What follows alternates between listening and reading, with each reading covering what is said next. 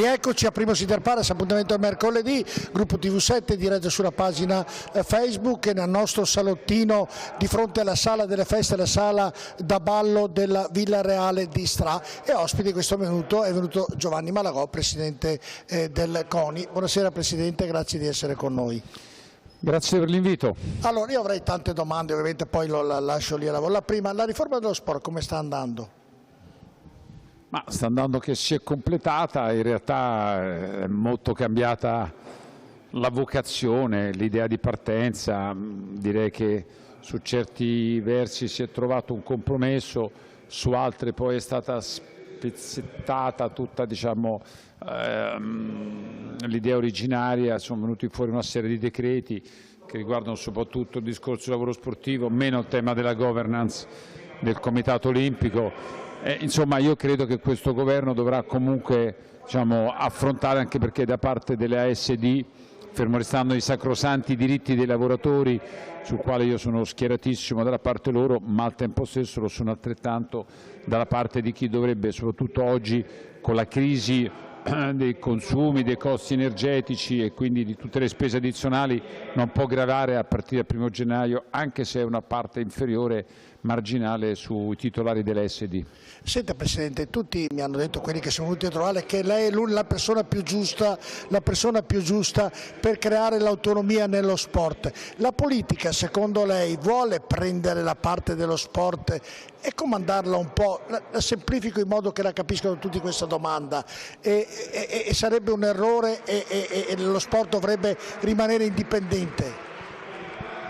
Ma secondo me è sempre sbagliato dire, diciamo, la politica, cioè il concetto non si può generalizzare. Sicuramente c'è una parte della politica che questo lo ha voluto fare e per certi versi probabilmente lo vorrebbe continuare a fare in un modo abbastanza inequivocabile, proprio certificato.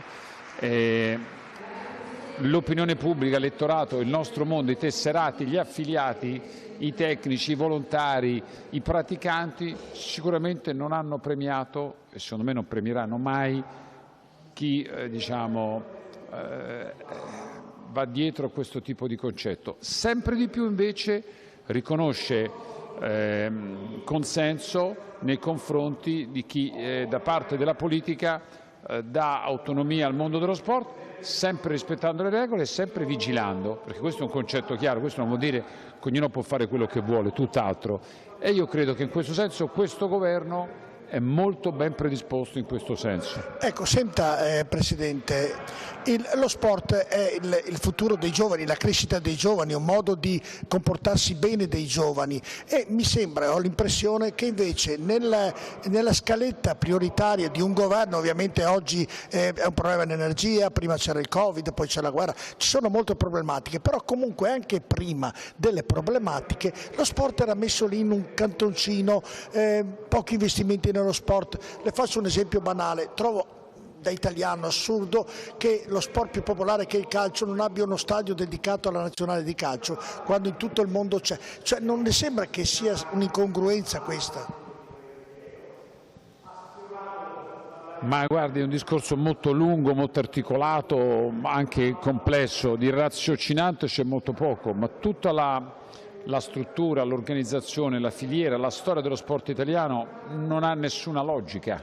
Cioè, noi viviamo sulle associazioni sportive dilettantistiche che negli altri paesi o non esistono o sono l'ultimo pezzo, invece sono non una parte del tutto, sono il tutto. Dalle altre parti si fa lo sport nella scuola, nei college, nelle università, invece per noi è quasi un aspetto per certi versi marginale. L'impiantistica non esiste quasi mai nei pressi scolastici, salvo quella che, diciamo, riguarda poche discipline sportive, mentre invece sono tutte a carico di ASD che spesso non sono i proprietari ma vanno in concessione dagli impianti pubblici.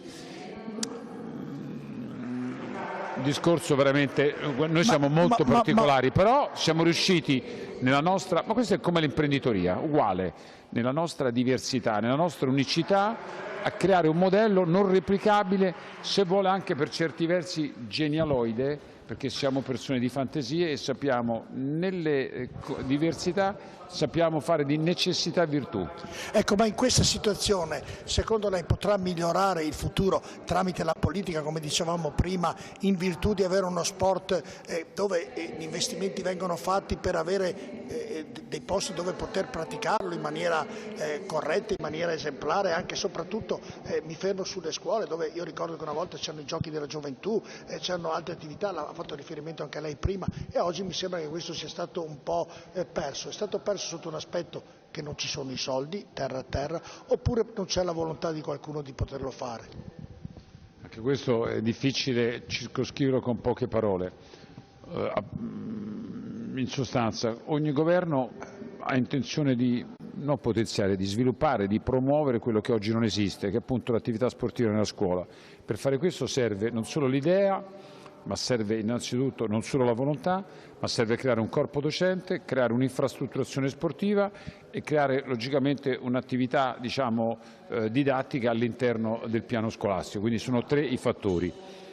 Cominciamo. Per ciò che riguarda la parte del corpo docente, devi assumere a ruolo gli insegnanti laureati in scienze motorie e quelli che erano i vecchi professori di ginnastica e di educazione fisica. Lo fanno? Voglio vederlo.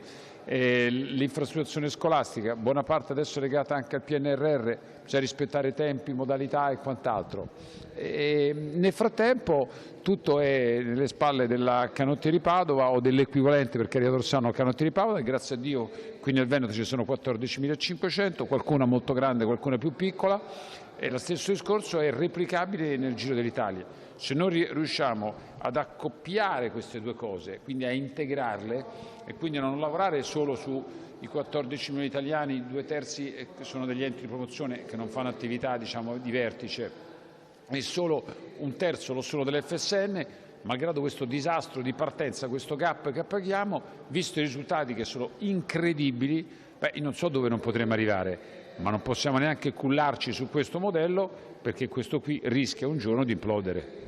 Senta Presidente, in conclusione di questa chiacchierata avrei molte domande da farle e le ho fatte quelle un po' più seriose adesso. Lei è stato Presidente fortunato, le spiego perché l'anno scorso ha vinto tutto, lei passerà alla storia come il Presidente dove ha avuto l'atleta più veloce del mondo, quello che ha saltato in alto e ha vinto le Olimpiadi, nelle stesse Olimpiadi, ha avuto un passaggio straordinario sotto l'aspetto dei risultati. Ecco, cosa le è rimasto impresso di più da tutto quello che ha vinto l'Italia l'anno scorso, e se questi successi porteranno benefici allo sport sotto un aspetto strutturale, cioè dove lo Stato investa più soldi, proprio visto quello che è la popolarità che ha avuto l'Italia nel mondo? Allora, parto dalla fine.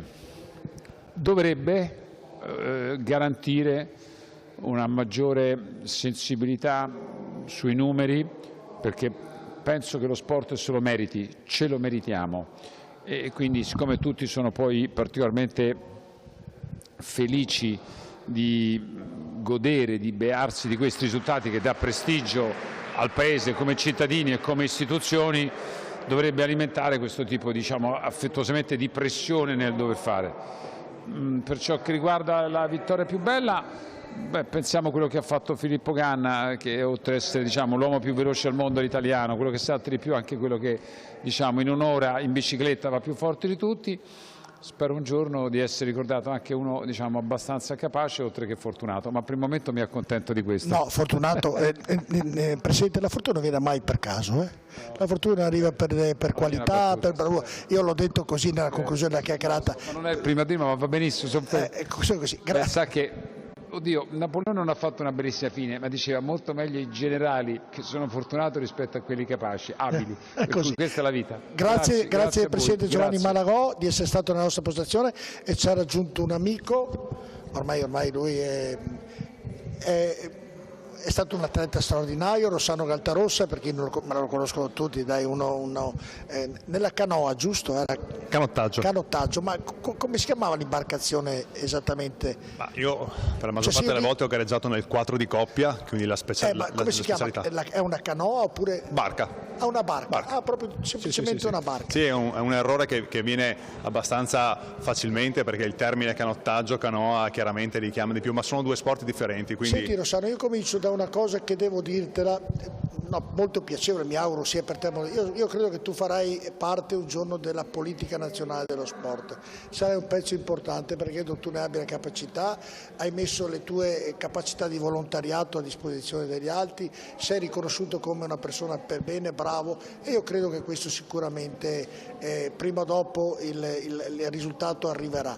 Ti piacerebbe? Beh, ti ringrazio per l'attestato di stima, mi piacerebbe riuscire a fare qualcosa per lo sport. Lo sport mi ha dato tanto come insegnamento e quindi spero di poter continuare a fare qualcosa, poi il futuro vedremo cosa riserverà. Ecco, senti, nello sport che tu conosci di più, il canottaggio, oggi per via di questa difficoltà iniziata con il Covid, proseguita con... lo ripeto perché è l'attualità e quindi bisogna che lo ripeta, la crisi energetica e tant'altro, ci sono meno ragazzi che praticano questa attività oppure comunque i numeri sono rimasti inalterati? Allora, verificando insomma, il territorio in cui comunque io opero quotidianamente, sai che sono direttore della Canottieri Padova, quindi diciamo che la pandemia a noi addirittura ha dato forse qualche incremento, soprattutto nella parte amatoriale, quindi la parte cosiddetta master. Sulla parte giovanile ci adoperiamo tutti i giorni perché è sempre più complicato non è facilissimo convincere i ragazzi a essere costanti nell'impegno quotidiano nello sport, ed è una educazione che noi cerchiamo di offrire ai giovani. Per quanto riguarda la parte un pochino più grandicella, devo dire che siamo stati sorpresi perché la pandemia ha obbligato secondo me tante persone a sbizzarrirsi nel cercare discipline magari meno note o meno usuali rispetto a come erano abituati prima. Credo che anche tante persone nel momento in cui che prima forse non facevano nulla, si sono trovate forzatamente bloccate in casa, abbiano avuto questa reazione in cui hanno deciso di fare qualcosa, e questo secondo me è una cosa positiva in una pandemia che invece di positivo ha ben poco. Certo, sentiamo gli applausi nella sala da ballo, nella sala delle feste, eccola qua inquadrata, brava la regia, ovviamente stanno svolgendo le premiazioni degli atleti benemeriti del CONI e anche non, con tutte ovviamente le personalità che sono presenti in questa sala meravigliosa, con un dipinto del Tiepolo proprio come soffitto davvero straordinario. Ho fatto questa premessa, tu fai parte del direttivo del CONI Veneto, giusto? Sì. E ogni anno organizzate sempre un evento che davvero è straordinario sotto questo punto di vista. L'anno scorso Palazzo della Ragione, quest'anno Villa Reale di Strada, insomma tanta roba.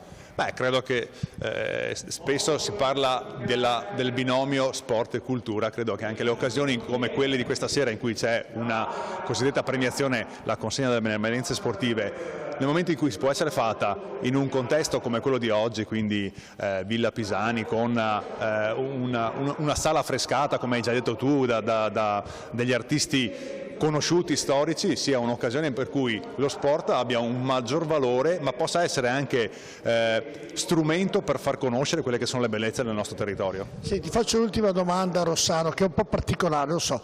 Il tuo record, la disciplina che preferivi di più, qual era di quelle che hai fatto?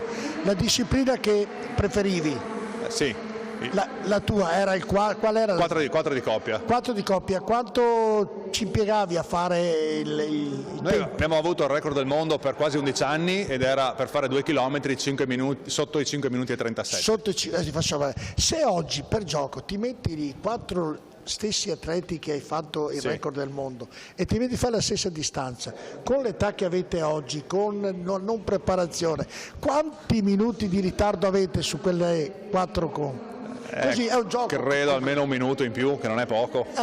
Insomma, neanche tanto hai visto l'età. Ma ti assicuro che non è poco. Però insomma diciamo che credo che tutti e 4 ci stiamo tenendo mediamente in forma. Era per dirti ti manca la barca?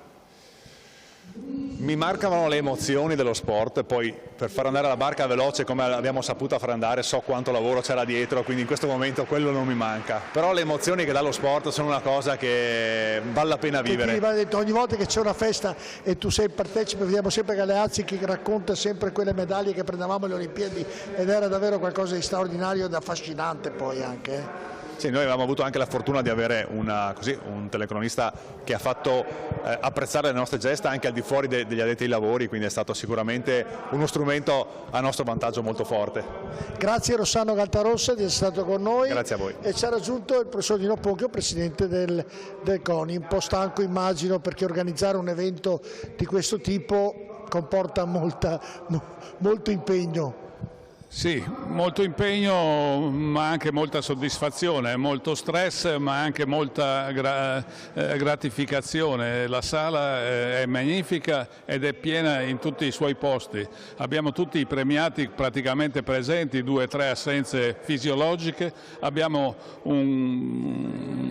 presenti le autorità sportive, civili, militari e politiche che rappresentano il Veneto, quindi abbiamo in particolare il mio grande presidente Giovanni Malagò, che ringrazio della sensibilità perché ancora una volta è venuto nel Veneto a onorare chi ha onorato lo sport, come mi piace dire, cioè gli insigniti delle benemerenze. Ecco, professor Ponchio, lei è un anno che è presidente del CONI Veneto. Un anno e mezzo, ormai un anno e mezzo. È cambiato qualcosa da quando è arrivato lei? E se sì, cosa è cambiato? È cambiato in peggio delle cose, ma che ci hanno e mi hanno stimolato a fare meglio. È cambiato in peggio la legge di riforma dello sport, l'ho detto prima nel mio saluto, che invece che aiutare lo sport lo ha penalizzato, l'ha messo in riformatorio. Non ha penalizzato il CONI come qualcuno dice, ha penalizzato tutto lo sport. E avremmo modo in altre sedi di parlarne, ma insomma oggi ho fatto la battuta che è stato messo in riformatorio lo sport, ma abbiamo molta fiducia nel nuovo ministro dello sport Abodi, che è, oltre ad essere un amico ma non è importante, è soprattutto la persona giusta al posto giusto, che sono sicuro, spero, voglio credere, rimedierà ai moltissimi errori di questa legge. E questo però non solo a me, ma anche al presidente Malagò, ma anche ai miei colleghi regionali, ma personalmente mi ha stimolato a fare di più, impegnarmi ancora di più a essere un CONI di servizio e al servizio del mondo dello sport, e per questo abbiamo fatto di tutto. Nelle ultime 2 edizioni, da quando lei è presidente, questa serata l'ha organizzata Palazzo della Ragione e questa sera a Villa Pisani, Villa Reale di Stra. È una strategia, ovviamente è una vetrina importante che dà risalto al CONI regionale, questo le fa onore e quindi non posso che dirle bravo, ma questa è una strategia che percorrerà in tutto il suo mandato? Sì, chiaramente fare uguale, perché 2 luoghi, siti, location dicono quelli, ma non mi piace dire così, 2 posti come questi, 2 luoghi come questi di tanta storia, di tanta cultura e tanta roba, come si dice. Io non so cosa mi toccherà l'anno prossimo, ma ci proverò, perché come ha detto l'assessore Donazzan, sport è anche cultura, e cosa meglio di coniugare questi luoghi di cultura con l'eccellenza dello sport e le benemerenze dello sport. Ci proverò, non so cosa mi toccherà, ma farò il possibile per continuare su questa strada. Senta, nell'ultima, Presidente, poi se lei deve aggiungere qualcosa ovviamente ne ha ampiamente diritto e spazio, crisi energetica, l'ho fatta a tutti questa domanda, le dico, l'ho fatta anche prima agli assessori di altre città del Veneto, quanto riguarda soprattutto le piscine, perché è un punto interrogativo fondamentale, perché vanno giovani, perché vanno ragazzi che hanno anche problemi motori e i genitori portano per formarli e c'è questa difficoltà. Secondo lei il CONI attraverso la politica riuscirà a non chiudere queste benedette piscine? Allora, con una premessa che è anche una battuta, ma che ho scritto in un comunicato stampa, lo slogan, il titolo potrebbe essere provocatorio, ma ci credo. virgolette, non solo piscine, chiuse le virgolette, che soffrono non sono solo le piscine, sono tutti, ogni e qualsiasi impianto sportivo. Percentualmente le piscine soffrono 30, 40, 50% sono sotto, la stessa percentuale sono sotto anche i gestori dei piccoli impianti, quindi noi, come ho detto nel saluto iniziale, non possiamo più, io non posso più andare a battere cassa ai comuni che hanno fatto il possibile con la prima pandemia o alla regione che ha fatto il possibile con la prima pandemia. Questa è una situazione della crisi energetica in cui deve rientrare lo Stato, il governo. Qui l'aiuto deve venire dal governo e se lo sport produce oltre il 3% del PIL italiano, questo 3% di aiuti deve essere dato allo sport. Lo stesso trattamento, senza contare di tutti gli altri valori che ha la pratica sportiva, ma solo dal punto di vista economico noi aspettiamo il 3% degli aiuti che ci aspettano. Ecco, noi chiedo alla regia se mi può far vedere la sala delle feste o da ballo come preferiscono chiamarlo. Ecco, noi siamo vicini, siamo nella saletta attigua. Io so quanto lei ci ha lavorato per organizzare, però è venuta fuori una bella roba, no?